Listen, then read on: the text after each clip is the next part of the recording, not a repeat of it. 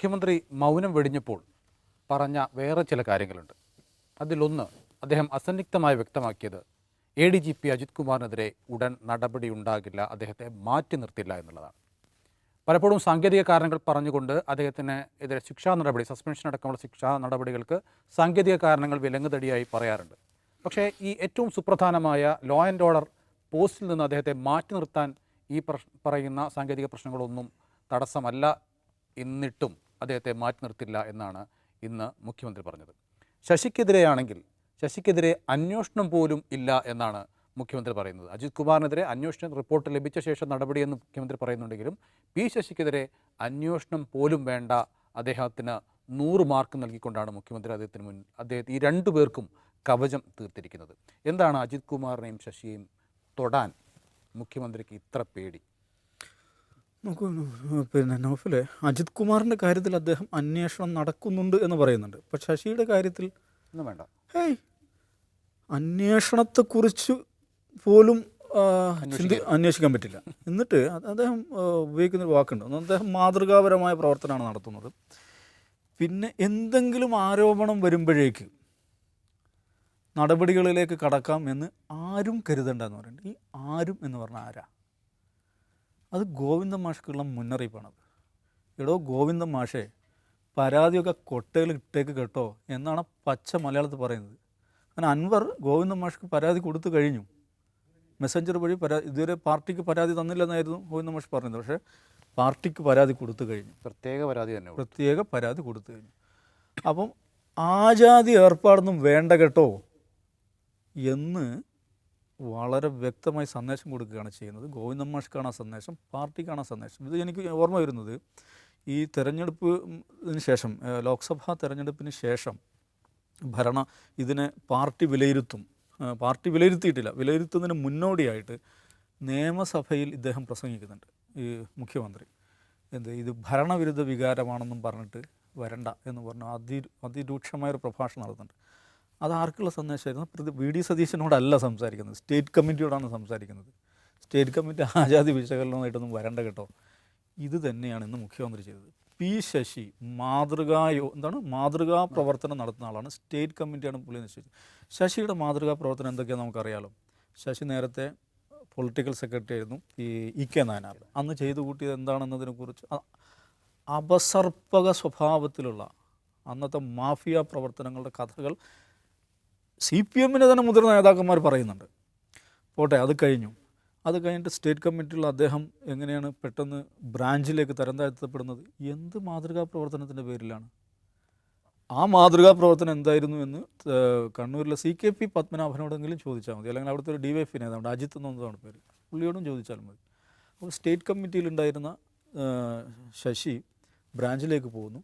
പിന്നെന്താ സംഭവിക്കുന്നത്? പിന്നെ എഗൻ സ്റ്റേറ്റ് കമ്മിറ്റിയിലേക്ക് തിരിച്ചു വരികയാണ് എറണാകുളം സമ്മേളനത്തിൽ അദ്ദേഹം സമ്മേളന പ്രതിനിധി പോലുമല്ല എന്ന് മനസ്സിലാക്കണം. സമ്മേളന പ്രതിനിധി പോലുമല്ലാത്ത, നേരത്തെ സ്റ്റേറ്റ് കമ്മിറ്റിയിൽ നിന്ന് ബ്രാഞ്ചിലേക്ക് തരം താഴ്ത്തപ്പെട്ട ഒരാൾ പൊടുന്നനെ സ്റ്റേറ്റ് കമ്മിറ്റിയിലേക്ക് വരുന്നു. പിന്നെ എഗൻ ഈ പറയുന്ന പൊളിറ്റിക്കൽ സെക്രട്ടറി ആവുന്നു. ഈ മനുഷ്യൻ മാതൃകാ പ്രവർത്തനം നടത്തുന്ന ആളെന്നാണ് മുഖ്യമന്ത്രി പറയുന്നത്. അപ്പോൾ എന്താ പരിപാടി? ഇവർ തമ്മിൽ എന്താണ് ഇടപാട് എന്നൊരു ഗുരുതരമായിട്ടുള്ള ഒരു ചോദ്യം അവിടെ ഉണ്ട്. പക്ഷേ മുഖ്യമന്ത്രി ലക്ഷ്യം വെച്ചിരിക്കുന്നത് അതൊന്നുമല്ല.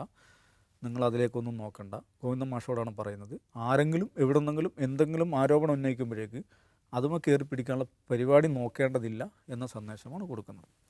അപ്പോൾ അത് ഓക്കെ. ഒരു കാര്യം നൗഫൽ ശ്രദ്ധിക്കണം, ഈ വിവാദമുണ്ടായതിന് ശേഷം ടെലിവിഷൻ ചർച്ചകൾ പാർട്ടി പ്രതിനിധികളെ അയക്കുന്നില്ല. അതെന്താ അയക്കാത്തത്? ഞങ്ങൾ ഇതിനെ ന്യായീകരിച്ച് മെഴുകാൻ ഞങ്ങളില്ല എന്നാണ് പാർട്ടി തീരുമാനിച്ചിരുന്നത്. നമുക്കറിയാലോ, AKG സെൻറ്ററിൽ നിന്നുള്ള ആളുകളെ നമുക്ക് അസൈൻ ചെയ്ത് തരുന്നത് ഓരോ ദിവസവും രാത്രി. അപ്പോൾ ന്യായീകരിച്ച് മെഴുകാൻ പാർട്ടി സഖാക്കളെ ഞങ്ങൾ വിട്ടുകൊടുക്കുന്നില്ല എന്ന് പാർട്ടി തീരുമാനിച്ചിരിക്കുകയാണ്. ഇന്ന് തീരുമാനം മാറ്റി. ഇന്നെന്താ തീരുമാനം? ഇന്ന് മുതൽ കിട്ടുന്നുണ്ട്. അത് ഈ വിഷയത്തിൽ വരുന്നുണ്ടാ? ഈ വിഷയത്തിൽ ഇന്ന് മുതൽ വന്നു അല്ലേ? മുഖ്യമന്ത്രി പത്രസമ്മേളനം നടത്തിയത് നോക്കാം. അപ്പോൾ ഞാൻ പറഞ്ഞ വെച്ചാൽ ഈ പാർട്ടിക്കെതിരാണ് ഒന്നാമതായിട്ട് ശശിയെ പ്രൊട്ടക്റ്റ് ചെയ്തുകൊണ്ട് മുഖ്യമന്ത്രി നടത്തിയ പ്രയോഗങ്ങൾ പാർട്ടിയോടാണ് അദ്ദേഹം സംസാരിക്കുന്നത്. ഞാൻ ശശിയെ ഒരു നിലക്കും കൈവിടില്ല എന്ന് തന്നെയാണ് അദ്ദേഹം പറയുന്നത്. അതിൽ ഒന്നാമത്തെ point. പിന്നെ അജിത് കുമാറുമായി ബന്ധപ്പെട്ട കാര്യം. അജിത് കുമാറുമായി ഇപ്പോൾ നൗഫൽ പറഞ്ഞ അജിത് കുമാറിനെ അദ്ദേഹത്തെ സസ്പെൻഡ് ചെയ്യണമെന്നോ അദ്ദേഹത്തിനെതിരെ എന്തെങ്കിലും ശിക്ഷാ നടപടി സ്വീകരിക്കണമെന്നോ ഇവിടെ ആരും ആവശ്യപ്പെട്ടിട്ടില്ല. അദ്ദേഹം ഇപ്പോൾ കൈകാര്യം ചെയ്യുന്ന പോർട്ട്ഫോളിയോ ലോ ആൻഡ് ഓർഡറാണ്, ഏറ്റവും പ്രധാനപ്പെട്ട പോർട്ട്ഫോളിയോ ആണ്. അതിൽ നിന്ന് അദ്ദേഹത്തെ മാറ്റാൻ ഒരു നിയമ തടസ്സമില്ല, ഒരു സാങ്കേതികത്വമില്ല. മുഖ്യമന്ത്രിക്ക് ഇപ്പോൾ വിചാരിച്ചാൽ അടുത്ത നിമിഷം ചെയ്യാവുന്നതേ ഉള്ളൂ. കേരളത്തിൽ എത്രയോ ഇതേക്കാൾ മുതിർന്ന പോലീസ് ഓഫീസേഴ്സിന് അങ്ങനെ ചെയ്തിട്ടുണ്ട്. പോലീസിൻ്റെ തന്നെ ഭാഗമായിട്ടുള്ള മറ്റ് പോർട്ട്ഫോളിയോസ് ഏൽപ്പിക്കാം, അതല്ലാതെ പുറത്തുള്ള എന്തോരം ഉത്തരവാദിത്തങ്ങൾ അതെല്ലാം ഏൽപ്പിക്കാം. പക്ഷേ ഒരു കാര്യം ചെയ്യുന്നില്ല. പക്ഷേ ഇതിൽ ഇന്നത്തെ പത്രസമ്മേളനത്തിലൊരു തമാശ എന്താണെന്ന് വെച്ചാൽ, ഇദ്ദേഹത്തിനെതിരെ അന്വേഷണം നടക്കുന്നുണ്ട്, അത് വരട്ടെ എന്നാണ് മുഖ്യമന്ത്രി പറയുന്നത്. അതിൽ തന്നെ രണ്ട് പ്രശ്നമുണ്ട്. ഒന്ന്, ഈ RSS മേധാവികളെ കണ്ടത് അതിനെന്തിനാണ് അന്വേഷണം, അത് വെച്ചാൽ അദ്ദേഹം തന്നെ സമ്മതിച്ച കാര്യമാണ്. അതിൽ ഒരു സാങ്കേതികമായൊരു അന്വേഷണത്തിൻ്റെ കാര്യമില്ല, അതൊരു പൊളിറ്റിക്കൽ ഡെസിഷൻ്റെ കാര്യമാണത്. കാരണം ലോ ആൻഡ് ഓർഡർ കൈകാര്യം ചെയ്യുന്ന ഉദ്യോഗസ്ഥൻ, ഏറ്റവും ഉന്നതനായ ഉദ്യോഗസ്ഥൻ, CPMൻ്റെ ഏറ്റവും ഒന്നാമത്തെ ശത്രുവായിട്ടുള്ള RSSൻ്റെ ടോപ്പ് ബ്രാസ് ആയിട്ടുള്ള രണ്ട് നേതാക്കന്മാരെ രഹസ്യമായി പോയി കാണുന്നു. അപ്പോൾ അങ്ങനെ ഒരു നിലപാട് സ്വീകരിക്കുന്ന ഒരാൾ ഈ കസേരയിൽ ഇരിക്കേണ്ടതില്ല എന്ന് CPM നേതൃത്വം കൊടുക്കുന്ന ഒരു ഗവൺമെൻറ് രാഷ്ട്രീയമായി തീരുമാനിക്കുന്ന സംഗതിയാണ്, തീരുമാനിക്കാവുന്ന സംഗതിയാണ്. ഒരു അന്വേഷണ റിപ്പോർട്ട് കാത്തു നിൽക്കേണ്ട കാര്യമില്ല. പക്ഷേ അതും അന്വേഷണം വരട്ടെ എന്നാണ് പറയുന്നത്. പക്ഷേ അന്വേഷണം നടക്കുന്നുണ്ട് എന്ന് പറയുന്നത്. അപ്പോൾ ഈ ADGP അജിത് കുമാറിനെതിരെ ഉന്നയിക്കപ്പെട്ട ഒരുപാട് ആരോപണങ്ങളിൽ ഒന്നെന്താണ്, ഈ മലപ്പുറത്തെ സ്വർണ്ണക്കടത്ത് ഇതിൻ്റെ വിഹിതം പറ്റുന്നു എന്നുള്ള അൻവർ ഉന്നയിച്ച പല ആരോപണങ്ങളിലൊന്ന്. അപ്പോൾ അതിന് മുഖ്യമന്ത്രി മറുപടി പറയുന്നുണ്ട്. അതെങ്ങനെയാണത് പറയാൻ പറ്റുക? അന്വേഷണ റിപ്പോർട്ട് വരട്ടെ, നമുക്ക് നോക്കാമെന്നാണല്ലോ മുഖ്യമന്ത്രി പറയുന്നത്. പക്ഷേ ഇതിന് പെർട്ടിക്കുലറായിട്ട് മുഖ്യമന്ത്രി മറുപടി പറയുന്നുണ്ട്, കണക്ക് വെച്ചിട്ട്. അദ്ദേഹം പറയുന്നത് 3 വർഷം എടുത്താൽ 147.79 കിലോ സ്വർണം പിടികൂടി. അതിൽ മലപ്പുറം ജില്ലയിൽ മാത്രം പിടികൂടിയത് 120.47 കിലോ സ്വർണം. ഇതാണ് ഒരു കാര്യം പറയുന്നത്. രണ്ടാമത് പറയുന്നത്, ഈ സ്വർണത്തിൻ്റെ വിഹിതം, ഈ തൂക്കം കുറച്ച് കാണിക്കുന്നു. അതിനും അദ്ദേഹം മറുപടി പറയുന്നത് എന്താണ്, ഇത് ഉരുക്കുമ്പോൾ ഇതിൻ്റെ കോട്ടിങ്സും ഇതൊക്കെ പോയി, അതാണിത്. അന്വേഷണം നടക്കുന്നതിന് മുഖ്യമന്ത്രി എന്തിനാണ് ഈ ന്യായം പറയുന്നത്? ഇത് ഇദ്ദേഹത്തിന് ആര് പറഞ്ഞു കൊടുത്തത്? ഇതിൽ ഗുരുതരമായൊരു അപകടമുണ്ട്.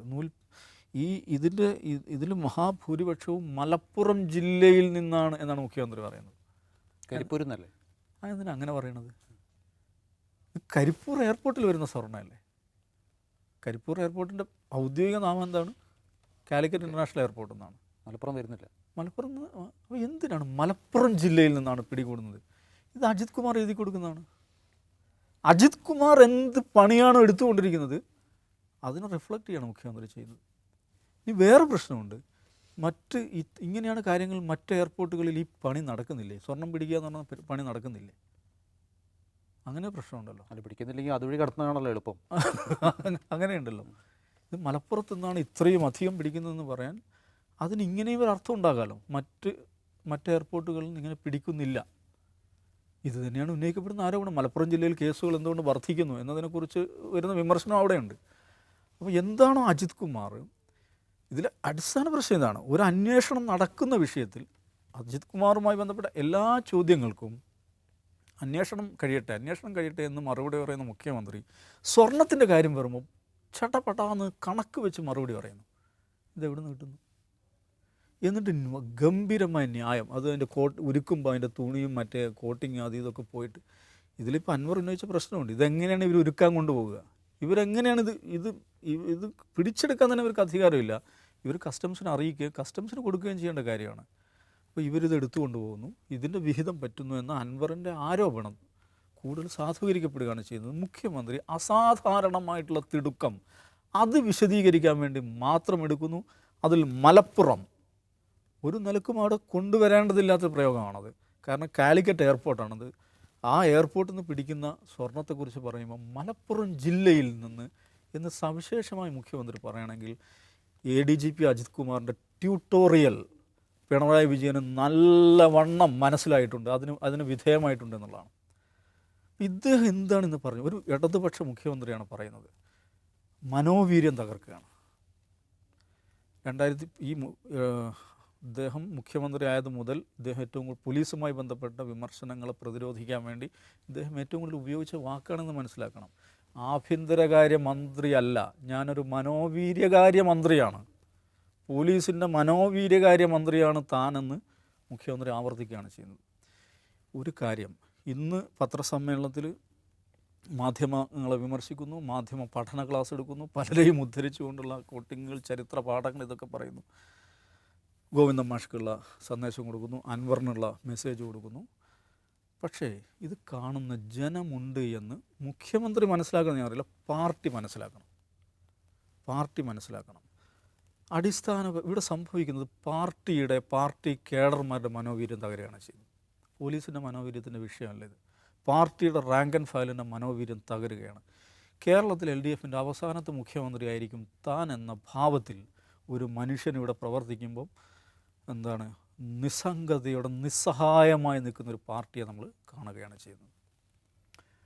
ജിംസി പറഞ്ഞ പോലെ ഇവർക്കെതിരെ നടപടിയെടുക്കാൻ സത്യത്തിൽ പ്രയാസമൊന്നും ഇല്ല. പി ശശിക്കെതിരായാലും അജിത് കുമാറിനെതിരായാലും. കാരണം ഇത്രത്തോളം ആരോപണങ്ങൾ വരുന്നു, പാർട്ടി കൂടെ ഉണ്ട് എന്ന് തോന്നാത്ത വിധം ആളുകളുടെ പ്രതികരണം ആ രീതിയിൽ പോകുന്നു. ഈ സൈബർ സംഘങ്ങൾ പോലും മുഖ്യമന്ത്രിയെ പിന്തുണച്ച് രംഗത്ത് വരുന്നില്ല. ഇതെല്ലാം ഉണ്ടായിട്ടും മുഖ്യമന്ത്രിക്ക് ഇതിലൊരു നടപടി സ്വീകരിക്കാൻ പറ്റാത്ത എന്തുകൊണ്ടായിരിക്കും? ദാവസാഹേബ് പറഞ്ഞ് അവസാനിപ്പിച്ചില്ലേ, നിസ്സഹായമായി നോക്കി നിൽക്കുന്ന പാർട്ടിയെന്ന്. അവർ നിസ്സഹായമായി നോക്കി നിന്നത് കഴിഞ്ഞ 8.5 വർഷമാണ്. ഇപ്പോൾ പാർട്ടി ആക്ട് ചെയ്യുമെന്നാണ് ഞാൻ മനസ്സിലാക്കുന്നത്. പാർട്ടി ആക്ട് ചെയ്യുന്നത് ഇങ്ങനെയാണ്. അതിൽ പാർട്ടിയെ സംബന്ധിച്ച് പാർട്ടിയുടെ അവസാന അവസരമായിട്ടാണ് ഞാൻ ഇത് മനസ്സിലാക്കുന്നത്. ഒന്ന് ആലോചിക്കുക, എങ്ങനെയാണ് 8.5 വർഷത്തെ ആഭ്യന്തരം നമ്മുടെ നാടിനെ കുട്ടിച്ചോറാക്കിയത്, ഈ പാർട്ടിയെ ദുർബലപ്പെടുത്തിയത് എന്നൊരു വീണ്ടും വിചാരം ആ പാർട്ടിക്കകത്തുണ്ടാവും എന്നാണ് ഞാൻ മനസ്സിലാക്കുന്നത്. ഇതല്ലെങ്കിൽ ഇനി നൗ ഓർ നെവർ എന്നൊരു സിറ്റുവേഷനിലാണ് ഇത് എത്തിയിട്ടുള്ളത്.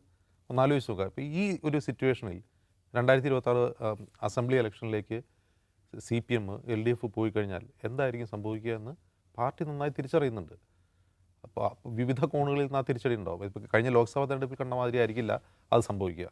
അത് ഇലക്ട്രൽ പൊളിറ്റിക്സിൻ്റെ കാര്യമാണ്. അതല്ലാതെ പാർട്ടി സംവിധാനത്തിൻ്റെ അവസ്ഥ ആലോചിച്ച് നോക്കുക. എന്താണ് പാർട്ടി? ഇപ്പോൾ ഞാൻ മുമ്പ് പറഞ്ഞല്ലോ, പാർട്ടിക്ക് CPMൻ്റെ ഒരുപാട് തെറ്റുകൾ പറ്റും. CPM തെറ്റുപറ്റാത്ത പാർട്ടിയൊന്നുമല്ലോ. അത് തെറ്റുകൾ പറ്റും. അത് തിരുത്തുന്നത് വളരെ വൈകിയാണെന്ന് അതിൻ്റെ വിമർശകർ എപ്പോഴും പറയും. കുറേ വൈകിയാണ് അവർ തിരുത്തുക. പക്ഷേ അതിനൊരു തിരുത്തൽ പ്രക്രിയയുണ്ട്, ജൈവികമായൊരു തിരുത്തൽ പ്രക്രിയയുണ്ട്, സംഘടനാപരമായി തന്നെ ഒരു തിരുത്തൽ പ്രക്രിയയുണ്ട്. ആ തിരുത്തൽ പ്രക്രിയകളൊന്നും നടത്താത്ത 8.5 വർഷമാണ് കഴിഞ്ഞു പോയത്. ഇപ്പോൾ പിണറായി വിജയൻ CPM സംസ്ഥാന സെക്രട്ടറി ആയിരുന്ന സമയത്ത് ഈ തിരുത്തൽ പ്രക്രിയ ഉണ്ട്. വിഭാഗീയത ഉണ്ടെങ്കിൽ പോലും അതിലും തിരുത്തൽ പ്രക്രിയകൾ നടക്കുന്നുണ്ട്. എന്തെങ്കിലും പ്രശ്നമുണ്ടെങ്കിൽ പരിഹരിക്കപ്പെടുന്നുണ്ട്. ഇത് ഒരു പ്രശ്നവും പരിഹരിക്കപ്പെടാതെ ഒരു സർക്കാരിനെ പിന്താങ്ങുക എന്നത് മാത്രം ഒരു പാർട്ടിയുടെയും പാർട്ടിയുടെ അണികളുടെയും ബാധ്യത മാത്രമായി മാറിയിരുന്നൊരു 8.5 വർഷമാണ് കഴിഞ്ഞു പോയത്. അത് അവസാനിക്കുന്നു എന്നാണ് നമ്മളോട് മനസ്സിലാക്കുന്നത്. മുഖ്യമന്ത്രി, സർക്കാരിനെന്ന് പറയാൻ പറ്റില്ല, സർക്കാരിൽ എല്ലാവർക്കും ഈ പിന്തുണയില്ല. അപ്പോൾ അതാണ് ഈ കഴിഞ്ഞു പോകുന്നത്. ഇതിൽ രണ്ടാമത്തെ കാര്യം, ഇപ്പോൾ ഈ അജിത് കുമാറിൻ്റെ കാര്യം തന്നെ എടുക്കുക. അജിത് കുമാർ RSS മേധാവിയെ കാണാൻ പോയതിനെക്കുറിച്ച് എന്താണ് മുഖ്യമന്ത്രിയുടെ അഭിപ്രായം? എന്തായിരുന്നു അഭിപ്രായം? അതിപ്പോൾ ഞാനും കാണാൻ പോകണ്ട. ജാവ്ഡേക്കറെ AP ജയരാജൻ കാണാൻ പോയപ്പോൾ എന്തായാലും മുഖ്യമന്ത്രി. അപ്പോൾ ഞാനും കണ്ടിട്ടുണ്ടല്ലോ ജാവ്ഡേക്കറെ. എന്തിന് ജാവ്ഡേക്കറെ കാണണം? ജാവ്ഡേക്കർ ഒരു മുൻ കേന്ദ്രമന്ത്രിയാണ്. അദ്ദേഹം ഇപ്പോൾ കേരളത്തിന് ചുമതലയുള്ള പ്രഭാരിയാണ്. ഞാനും ജാവ്ഡേക്കർ 3-4 വട്ടം കണ്ടിട്ടുള്ളൂ എന്ന് പറയുമ്പോൾ അങ്ങനെയാണ് EP ജയരാജനെ പുറത്താക്കിയതിനാണ്. RSS സെക്രട്ടറിയെ കാണാൻ വേണ്ടി അജിത് കുമാർ പോയി. അതേക്കുറിച്ച് അന്വേഷിക്കട്ടെ. എന്താണ് അന്വേഷിക്കാനുള്ളത്? അതൊരു എസ്റ്റാബ്ലിഷ്ഡ് വസ്തുതയാണ്. അദ്ദേഹം കാണാൻ പോയിട്ടുണ്ട്. അദ്ദേഹം തന്നെ സമ്മതിച്ചിട്ടുണ്ട് DGPയോട് കാണാൻ പോയിട്ടുണ്ടെന്നുള്ളത്. അപ്പോൾ ഇനി എന്താണ് അന്വേഷണം? എന്തന്വേഷിക്കാനാണ് മുഖ്യമന്ത്രി പറയുന്നത്? മറ്റൊരു കാര്യം, എന്നാലും എനിക്ക് ഏറ്റവും ഗൗരവമുള്ളതും ഡേഞ്ചറസുമായിട്ട് തോന്നിയൊരു കാര്യം, ഈ അൻവർ സംസാരിക്കുന്നത് സ്വർണ്ണക്കടത്തുകാർക്ക് വേണ്ടിയാണോ എന്നാണോ CM പറയുന്നത് എന്ന് മാധ്യമപ്രവർത്തകർ ചോദിക്കുന്നുണ്ട്. അതിപ്പോൾ ഞാൻ പറയണ്ടല്ലോ. എന്താണ് ചെയ്യുന്നത്? അദ്ദേഹത്തിൻ്റെ പാർട്ടിയുടെ ചിഹ്നത്തിൽ മത്സരിച്ച് ജയിച്ചൊരു MLA കുറിച്ച് അദ്ദേഹം സംശയത്തിന് നിലനിർത്തുകയാണ്. അതിപ്പോൾ ഞാൻ പറയണ്ടല്ലോ എന്ന് പറഞ്ഞ് അദ്ദേഹം ചിരിക്കുകയാണ്. അതായത് ഈ അൻവർ പറയുന്ന കാര്യം എന്താണ്? സ്വർണം ടാക്സ് വെട്ടിച്ച് കടത്തിക്കൊണ്ടുവരുന്നു, അത് കസ്റ്റംസ് പിടിക്കാത്തത് പുറത്തു വരുമ്പോൾ പോലീസ് പിടിക്കുന്നു, അടിച്ചെടുക്കുന്നു. സ്വർണ്ണം പൊട്ടിക്കൽ പണി പോലീസിൻ്റെ ഡാൻസ് ഓഫ് സംഘം നടന്നു എന്നാണ്. അപ്പോൾ ഇങ്ങനെ പറയുന്നത് സ്വർണ്ണക്കടത്തുകാർക്ക് വേണ്ടിയാണെന്ന് വ്യാഖ്യാനിക്കുന്നത് ഇതാരുടെ വ്യാഖ്യാനമാണ്? നമുക്ക് സോഷ്യൽ മീഡിയ നോക്കി കയറാം.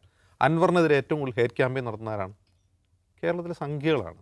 റൈറ്റ് വിങ്ങേഴ്സാണ് അൻവറിനെതിരെ ഏറ്റവും കൂടുതൽ ആരോപണം നടത്തുന്നത്. മുഖ്യമന്ത്രി എന്താ ചെയ്യുന്നത്? ഈ പറയുന്ന റൈറ്റ് വിങ് എസ്റ്റാബ്ലിഷ്മെൻറ്റ് നടത്തുന്ന അൻവർ ഹേറ്റ് ക്യാമ്പയിൻ അങ്ങനെ തന്നെ പറയുകയാണ് പിണറായി വിജയൻ ചെയ്യുന്നത്. സ്വർണ്ണക്കടത്തുകാർക്ക് വേണ്ടിയാണ് അൻവർ ഈ സംസാരിക്കുന്നതെന്ന്. അപ്പോൾ യഥാർത്ഥത്തിൽ മുഖ്യമന്ത്രി ആരുടെ താല്പര്യമാണ് സംരക്ഷിക്കുന്നത്? രണ്ടാമത്തെ കാര്യം, RSSൻ്റെ സെക്രട്ടറിയെ ക്രമസമാധാന ചുമതലയുള്ള ADGP കണ്ടു എന്നുള്ളത് CPMൻ്റെ പോളിറ്റ് ബ്യൂറോ അംഗത്തെ ഒട്ടും അലവസരപ്പെടുത്തുന്നേ ഇല്ല. അങ്ങനെ ഒരു ആരോപണം ഉയർന്നത് പോലും അദ്ദേഹം വളരെ കൂളായിട്ടാണ് അതിനെ നേരിടുന്നത്. അത് അതൊരു പ്രശ്നമേ അല്ലാതായി CPM-ൻ്റെ പോളിറ്റ് ബ്യൂറോ അംഗമായ മുഖ്യമന്ത്രിക്ക് മാറുന്നുണ്ടെങ്കിൽ യഥാർത്ഥ പ്രശ്നം P ശശിയാണോ അതോ പിണറായി വിജയനാണോ? ഇപ്പോൾ ഇന്ന് അൻവർ പറയുന്നത് P ശശി പിണറായി വിജയനെ തെറ്റിദ്ധരിപ്പിച്ചു, മുഖ്യമന്ത്രി തെറ്റിദ്ധരിപ്പിക്കുന്നു എന്നാണ്.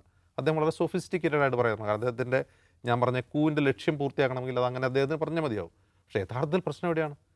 P ശശിയെ അന്ധമായി ന്യായീകരിക്കുകയും സപ്പോർട്ട് ചെയ്യുകയും ചെയ്യുക മാത്രമല്ല ചെയ്യുന്നത്, ഈ പ്രശ്നങ്ങളൊന്നും തെറ്റിദ്ധരിപ്പിക്കപ്പെടാൻ മാത്രം ബിരുദധാരിയായ അരനൂറ്റാണ്ടിലധികം എന്താണ് തെരഞ്ഞെടുപ്പിലും അല്ലാതെയുമുള്ള രാഷ്ട്രീയ പാരമ്പര്യമുള്ള ഒരു നേതാവിന് മനസ്സിലാവില്ല തൻ്റെ ഓഫീസിൽ എന്താണ് നടക്കുന്നത്, ഈ പോലീസ് ഭരണം എങ്ങനെയാണ് മുന്നോട്ട് കൊണ്ടുപോകുന്നതൊന്നും മനസ്സിലാവില്ല. അതല്ല മുമ്പ് ശിവശങ്കരൻ അന്വേഷണ ഏജൻസികൾക്ക് മൊഴിയെടുത്തപ്പോൾ പറഞ്ഞതുപോലെ ഞാൻ കൊടുക്കുന്ന ഫയലിൽ ഒപ്പുവെക്കുന്ന ഒരാൾ മാത്രമാണോ ഈ മുഖ്യമന്ത്രി? ഇദ്ദേഹത്തിന് ഇതൊന്നും അറിയില്ലേ? ഇദ്ദേഹം അത്ര എന്താണ് വിവരമില്ലാത്ത ഒരു മനുഷ്യനാണോ? അതല്ല ശശിയെ എങ്ങനെ പൂർണ്ണമായി വിശ്വസിക്കാൻ ഈ ശശിയും പിണറായി വിജയനും തമ്മിലുള്ള വേറെ എന്ത് ബന്ധമാണുള്ളത്? ശശി ചിലപ്പോൾ സൗഹൃദം ഉണ്ടാവും, അദ്ദേഹത്തിന് കാര്യങ്ങളുണ്ടാവും, അതുകൊണ്ട് സംസ്ഥാന കമ്മിറ്റിയിൽ കൊണ്ടുവന്നുണ്ടാവും, പൊളിറ്റിക്കൽ സെക്രട്ടറി ആയിട്ടുണ്ടാവും. ഈ ശശിയെ ഭയക്കാനും MR അജിത് കുമാറിനെ ഭയക്കാനും അവർക്കെതിരെ ഒരു ചെറുവിരൽ അനക്കാൻ പോലും രാഷ്ട്രീയമായ ഇച്ഛാശക്തി കാണിക്കാതിരിക്കണമെങ്കിൽ മുഖ്യമന്ത്രി ആരാണ് ഭയക്കുന്നത്? മുഖ്യമന്ത്രി എന്തിനാണ് ഭയക്കുന്നത്? അതിന് അദ്ദേഹം മറുപടി പറയണ്ടേ? അപ്പോൾ യഥാർത്ഥത്തിൽ ഈ മാടമ്പള്ളിയിലെ മനോരോഗി P ശശിയാണോ അതോ PV ആണോ എന്നുള്ളതാണ് ഇനി അറിയേണ്ടത്.